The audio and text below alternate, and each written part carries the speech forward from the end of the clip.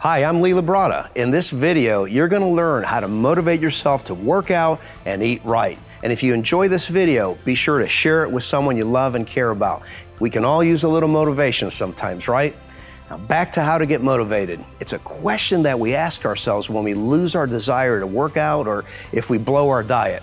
Getting motivated is not a question of having supernatural willpower. Many people who fail to stay motivated will immediately think to themselves, well, I just don't have enough willpower. Motivation is in your head, but it's not just entirely about having willpower. It's about developing good thinking habits with some mental reframing techniques and working on those habits every day. Now, it's true that if you want to change your motivation level, you first have to change the way you think, which includes changing the thoughts you use to encourage yourself to do what you say you're going to do. There's two types of motivation that we're going to be talking about in this video. Number one is external motivation, and number two is internal motivation. External motivation is motivation based on a reward that comes from outside of yourself. So here's one example. If I do all my workouts this week, I'm going to reward myself with a pizza. The pizza is the external motivation. Now, the motivation that works best is internal motivation.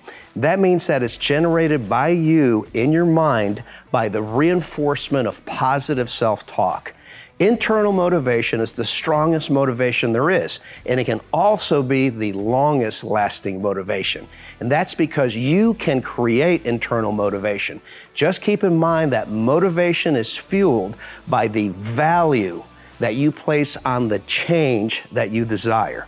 You'll never make it if you don't attach enough importance to your goal. So now I'm going to share a powerful mental reframing tool that you can put to use right away. Are you ready? Okay. When your brain is focused on what you get from making changes, you'll be highly motivated to change. Once your brain focuses on the work it takes to change, your motivation to change will disappear. It has to do with the use of the phrase have to and the phrase want to. Big difference. There's a big difference in how your brain perceives these two ways of speaking to yourself. So let's use the example of working out. You think you'd like to develop a habit of working out regularly. It'd be nice if you could show up at the gym each day and get a great workout. So you tell yourself, I have to work out today. When you say, I have to work out, your brain perceives it as work.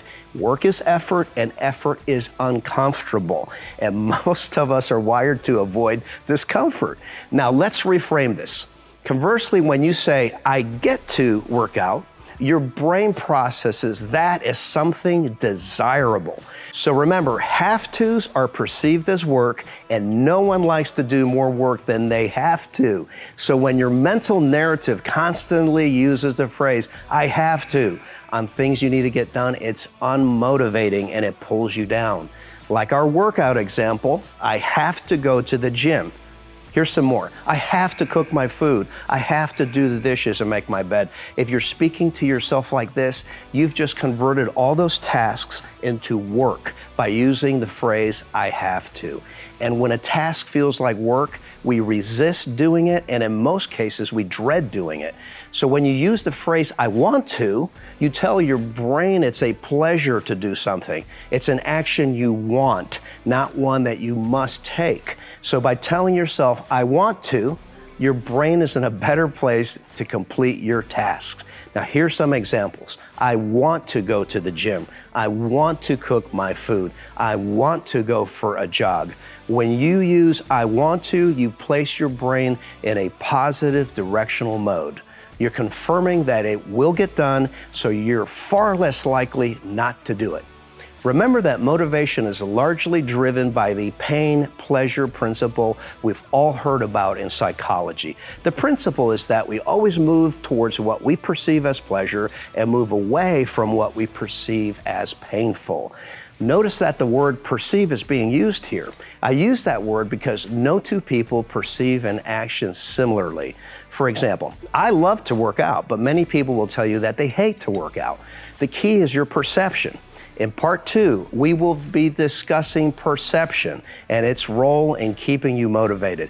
Please share this video with someone you love and care about. If you've enjoyed it, be sure to like, subscribe, and share. And don't forget to hit the bell to be notified when we release new videos. I'm Lee Labrada, your Lean Body Coach.